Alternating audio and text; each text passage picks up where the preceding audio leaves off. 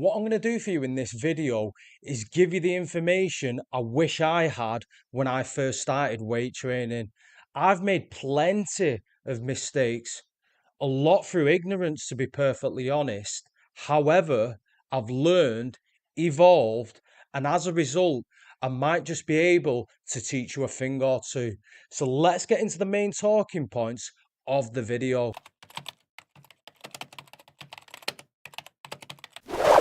Just ask yourself this question.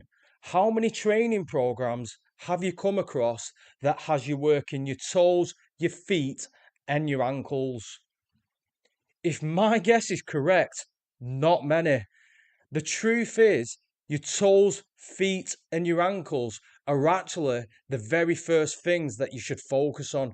And the reason why is because the health of your toes, feet, and your ankles affects everything going up the human body. Let's say, for example purposes, you decide to build a home in a less than ideal location. The ground is sand or swampland. You could literally spend thousands upon thousands upon thousands on your home. It doesn't matter because the house is unstable. It's built on weak foundations. The human body is very similar in that sense. If the foundations are weak, it doesn't matter how much muscle you have on top. The body is prone to injuries. Honestly, I wish I knew this before I started weight training because I'm pretty sure a lot of injuries would have been prevented if I paid closer attention right from the very get-go to my toes, feet, and ankles. For example purposes, knee pain can actually be a side effect of having weak feet. So what I'm going to do for you is give you 3 solutions to strengthening your feet. So let's first start by addressing the toes. The toes, just like your hands, should be able to move independently. But what many people will find is that the brains have lost communication with the toes. And a big reason as to why this is because from a very early age, we're jamming our feet in shoes. The video that you are seeing on your screen right now is a toe mobility and strengthening routine. You can do this every single day. What I'm going to do for you is put a link in the description so you can check that video out. Now that we've addressed the toes, let's talk about the feet and ankles. You want to make it a rule to walk barefoot as much as possible. So, for example purposes, when you're at home, walk barefoot. Not only is this better from a cleanliness perspective, but it's also going to strengthen your feet as well. The next thing you want to do is do daily single leg stands. The video that you are seeing on your screen right now is going to explain this in more detail. Just like before, I'm also going to put a link in the description so you can check that video out. And finally, we have the combat stretch. Ideally, you will do this multiple times throughout the day. This stretch right here has improved my ankle mobility like nothing else. We all know that the barbell squat, is the king of barbell movements, and there is nothing that ruins a squat like bad ankle mobility. So it is in your best interest to start mobilizing your ankles right from the very get-go. Again, just like the other videos, I'm going to put a link in the description so you can check that video out.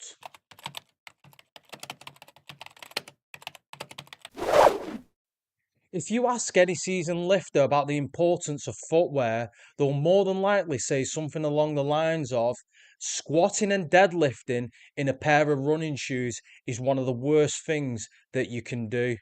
If you actually look at running shoes, they've been designed with one thing in mind, and that is running. They prioritize flexibility and cushioning to absorb the impact every time your foot hits the floor. Weightlifting, on the other hand, doesn't require those things. Weightlifting requires stability and a firm base. So you might be wondering, if running shoes are out the question, then what should you be wearing? In my opinion, of course, Cross trainers are the answer. So think along the lines of Nike Metcons, Under Armour Tri-Base Reigns, Reebok Nanos. Cross trainers are what they say they are. They've basically been designed to accommodate a range of activities, a jack of all trades, so to speak. So, can you wear cross trainers for weightlifting? Absolutely.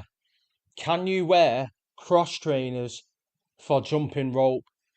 Absolutely. Can you wear cross trainers for box jumps? Again, absolutely.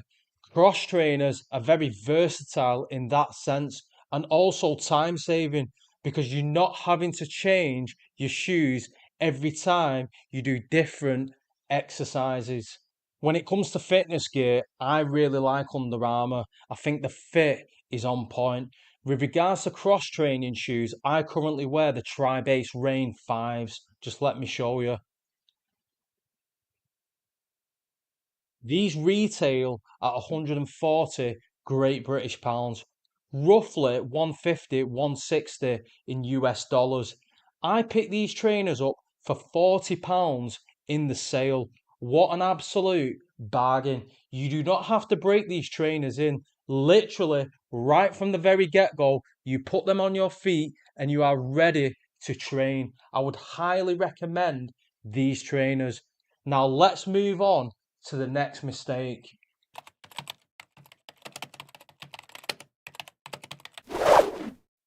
Start seeing your mobile phone for what it is, a productivity black hole that sits in your pocket.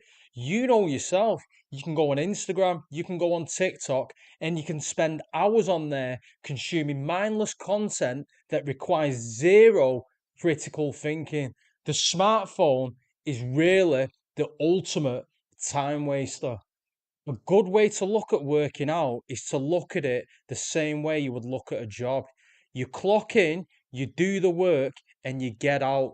Nothing on Instagram, nothing on Facebook, nothing on YouTube will help you lift more weights or be more explosive in the gym. What I personally do is just leave my phone at home. I don't want to be contacted while I'm at the gym. But I do know some people like listening to music when they work out. So my advice to you would be is if that's you, arrange a playlist before you go to the gym. That way you're not messing around looking for a song while you're working out. I'd also advise as well as if you do bring your phone to the gym, put it on airplane mode so nobody can contact you. Remember, in today's super distracted world, focus is your superpower.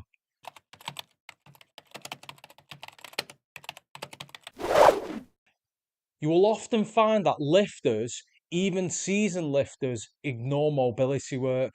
And I think a big reason as to why this is because you can't see range of motion. Let's say, for example purposes, you're on the beach and you see a guy with his top off. You can see his chest, you can see his biceps, you can see his abs, but you can't see somebody's range of motion.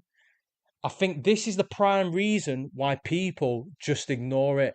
And I think mobility is something that you come to really truly appreciate and value once you start getting injured in the gym. So you might be thinking to yourself, what is mobility?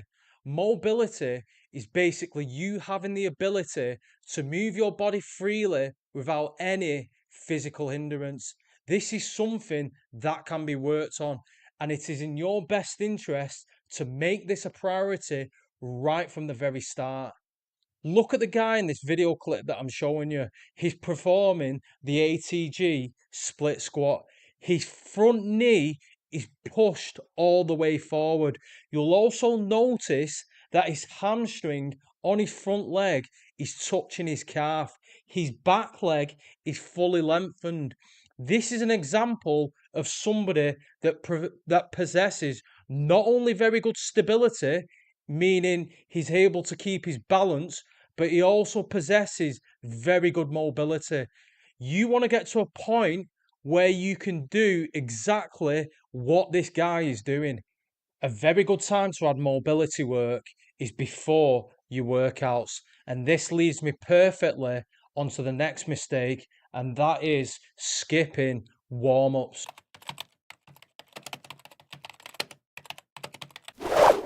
Many times what I see in the gym is people just walking in, loading up a bar and banging out reps. This is a big mistake. Let's just imagine for a second, right? You go outside, it's freezing cold. You get in your car, and before the engine's even warmed up, you start redlining it. Let's be honest, it's not a good idea. It's probably better to just hang on a bit and wait until the engine has warmed up. Look at your body exactly the same way. So, what you need to know about warm ups is this: it should roughly only take around 8 to 10 minutes. It shouldn't take any longer than that. And there are also 3 stages to a warm up. The first stage is basically getting the body's core temperature up. Personally, what I like to do is just push and pull a prowler for a couple of minutes. This just gets blood circulating around the body. Another good option is jumping rope on the spot for a couple of minutes as well. The second stage of the warm up are mobility drills. Basically, you just want to wake everything up. And finally, the third stage is just a few light reps of the first exercise you are going to do. That is your warm up finish. Do not be the guy that goes into the gym, does a few arm swings, and thinks they're ready to train. Take your warm ups seriously, because they are going to help maximize performance and prevent injuries.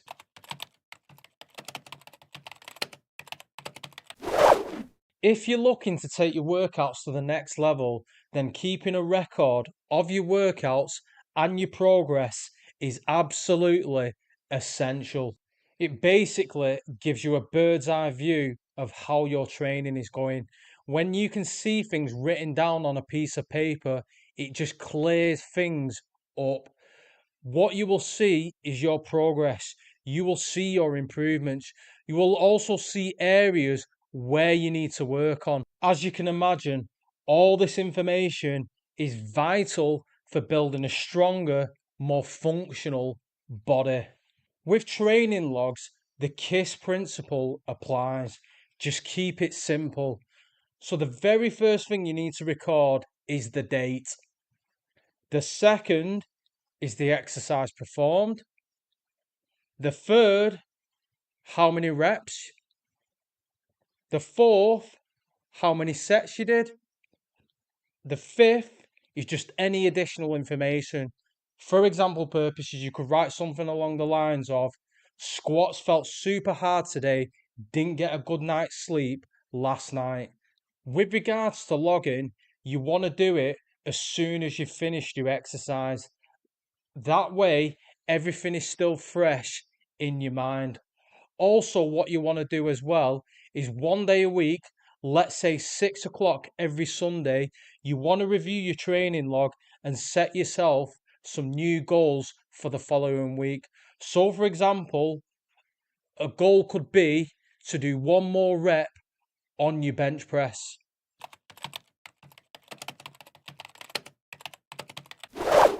In the world of resistance training, exercises can be divided into 2 categories. The first category are isolation exercises. Isolation exercises are what they say they are. They basically isolate a muscle group. So think along the lines of bicep curls, leg extensions, calf raises, and so on. The second category are compound exercises. A compound exercise is basically any exercise that works multiple muscle groups simultaneously. Let's take a pull up, for example. When you do a pull up, you are working your lats, you are working your biceps, you are working your traps, you are working your core, you are working your posterior delts. Multiple muscle groups are working together. For the average guy that just wants to get fit, look better naked, then roughly 80% of your exercise selection should be compound exercises, with the remaining 20% being isolation. If you're on YouTube and you've got some fitness influencer prescribing you nothing but isolation exercises, think twice before following their advice.